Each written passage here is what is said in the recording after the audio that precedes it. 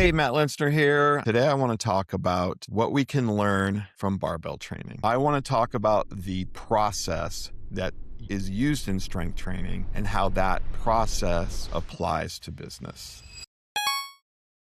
You may or may not know this, but a lot of people have gym memberships and a lot of people go to the gym and they exercise at the gym, and year after year they are the same person, they look the same, they're not stronger, they're not in better shape. And then you have people who you see them and then like 2 years later they look completely different in a good way, right? They're more muscular, they're leaner, everything, blah blah blah. Okay, so what did that person do differently than the other person who's maybe even spending the same amount of time in the gym as this other person, but not really getting anywhere where this person is achieving their goals? The way a good barbell program specifically works is you go in, work on one exercise for a long period of time, and then you try and add a little weight every time you go. You might add 5 pounds every week. That's really slow, like 5 pounds. Then I'm going to come back and just add 5 more pounds. That means in a month, I've only gone up 20 pounds. That is true. But what happens is if you do that for a year, now you've added 250 pounds. That's a lot. That like changes who you are as a person. So if you started out squatting 100 pounds and then by the end of a year, you're squatting 350 pounds, that's a different dude or lady, right? That's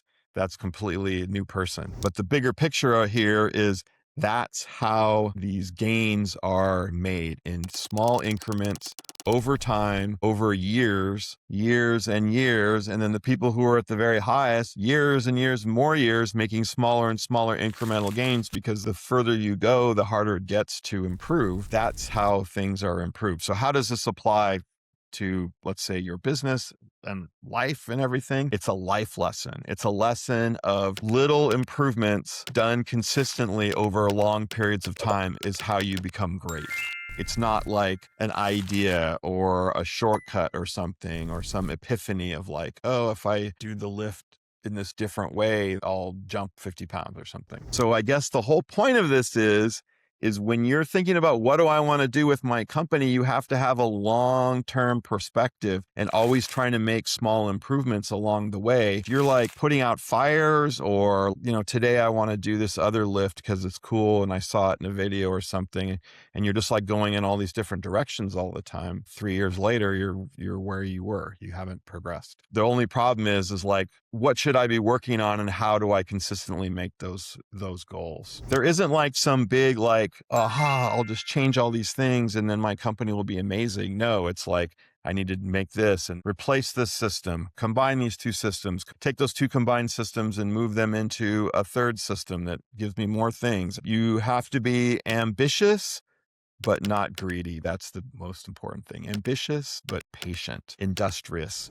Ultimately, this kind of boils down to discipline, which is something you can all definitely develop. Part of that is the confidence to know that if you just concentrate on making small improvements over time, that will accumulate into something amazing. There's a little bit of a different take on like how to do your company. Hopefully that was helpful. Sometimes just having the right mindset is sort of the key to things. So I'll catch you next time. Bye. This podcast was brought to you by Bizinta. Bizinta is an all-in-one cloud platform for professional service firms that combines time tracking, scheduling, invoicing, project management, and real-time reporting to help teams run operations more efficiently and improve profitability. For more information, click the link below.